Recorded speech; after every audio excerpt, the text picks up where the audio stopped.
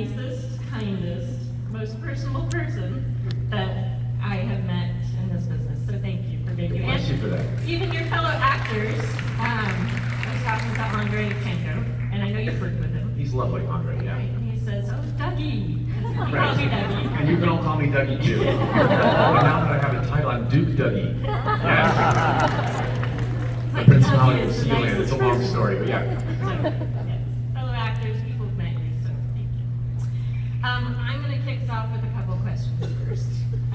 One is just knowing your background story. I know it must be very interesting, especially having mime and contortionist in your resume. Not everybody loves mimes, I found out.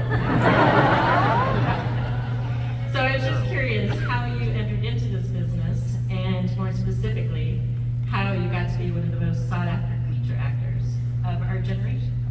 Thank you for thinking that. Well, see, yes, having a mime background and being a contortionist, I can put, well, when I stretch, I can put like that. 62 years old, okay?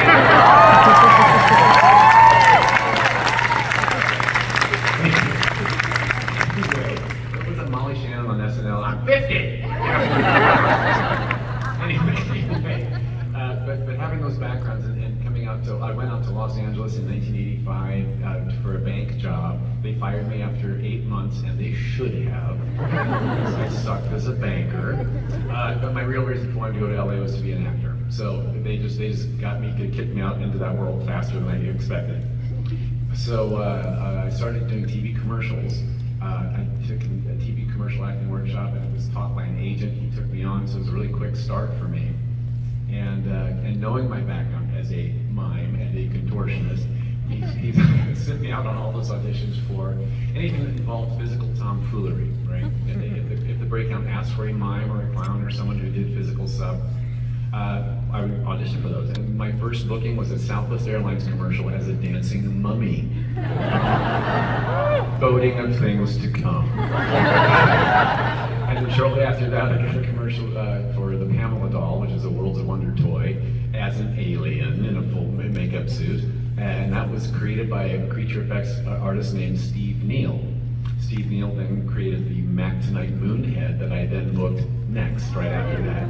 So if you remember those Mac Tonight commercials, that was really what marked me as the guy who's tall, skinny, a little bit goofy, moves well, they thought, and wears a lot of crud on his head and doesn't complain about it. That's a big one, because actors are known for being like, get this off me, it's hot, right? And so when you don't do that, they think you're the nicest guy in the world. So, you know, being from the Midwest myself, I grew up in Indiana, but I spent Christmases out here in Phoenix, Arizona. Because my grandparents and an aunt and uncle and all my cousins lived here. So I spent a lot of time here. I used to climb the mountains around here and have donuts Saturday mornings at some public park at the base of, is there a South Mountain, North Mountain? That's what it was. Yeah, and there's Camelback and what we used to call Squaw Peak, and I don't know what it's called now. That's a lot. But that's Piastoa. Yeah, and that's a name of a revered Native American lady, yes. Yes, lovely. I'm a lovely name change. Anywho, so I spent my time here and I love it here. I know that. But being from the Midwest, you know, I was taught, like, when you say yes to something, you do that thing and you shut up about it, right? Because I'm going to say yes, so why complain the entire time you're there, right? So apparently that made me like, oh my gosh. So the referral process started from within the creature effects world. A lot of people who worked on that Mac Tonight campaign especially, we did 27 commercials over a 3-year period. Wow. So that means we would borrow people from other creature shops, Stan Winston Studios, and Rick Baker's shop, and Tony Gardner's, and Greg Canham's shop. And they would work with me on the commercial shoot, and then go back to their shops and remember me, and they would see a design coming in for a tall, skinny, long-necked alien and go like, I just worked with him. Perfect person. Yeah, so kind of fun. So then I got phone calls at home directly, sidestepping agents and casting directors and everything. It's like, hey, do you want to come in for this fitting? And so I ended up kind of getting my career built through the back door instead of through the casting door. And so I owe a lot to those feature effects people. they're the ones who then referred me again and again, and over the years it snowballed into being the guy that does that. And I was never set out to do that. I wanted to be a sitcom star. Right? Because when I was a kid, it was the Don Knotts on the Mayberry Show. Come on. And Gilligan from Gilligan's Island, and Gomer Pyle, and anybody, Jerry Lewis movies. Come on. Danny Kaye, what? Is it John Ritter, right? John Ritter, right? Okay, sure. All of the anyone funny on TV, it's like that's what I want to be. That's what I'm built for. Come on now. And Red Skelton, loved him. Yes. So anywho, I thought that's where I was headed, and then all of a sudden my career took a left turn into Monster World. I did not expect. And here we are today, 36 years later, and, with a resume that I did not expect. So thank you so much for supporting me all these years.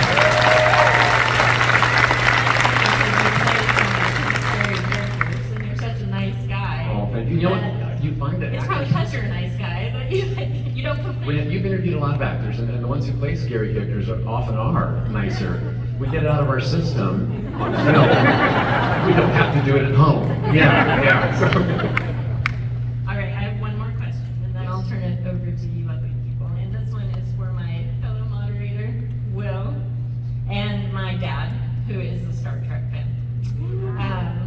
So you play the first Kelpian we meet.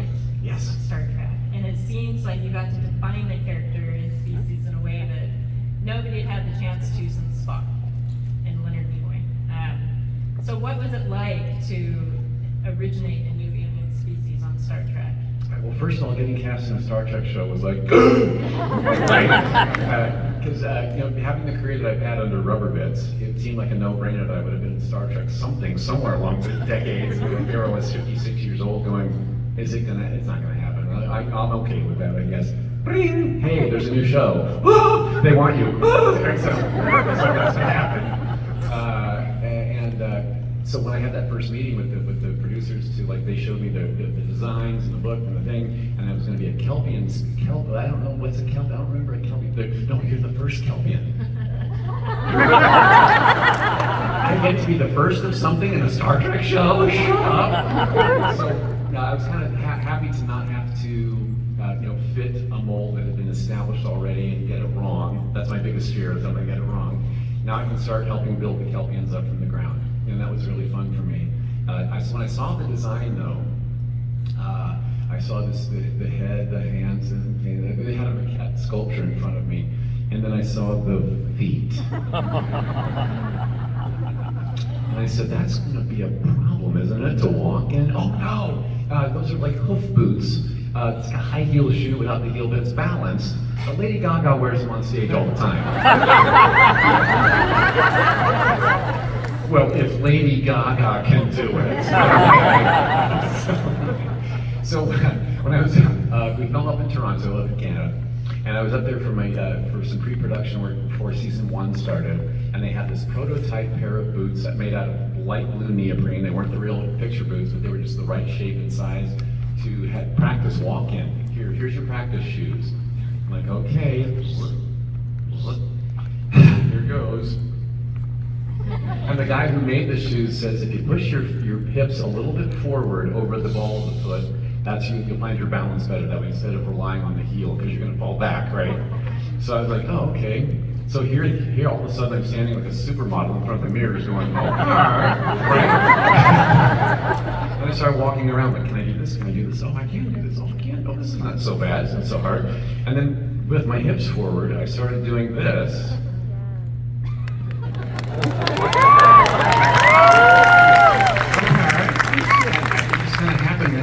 I didn't hate it at all, right? And the challenge is, when you played so many creatures over so many years, how do you make this one different than all the ones that came before it? Because I've only got so much to work with, and those boots help define a new posture and a new walk and a new physicality that I hadn't done before. So that walk went on to film, and no one ever told me not to do it, so it stuck.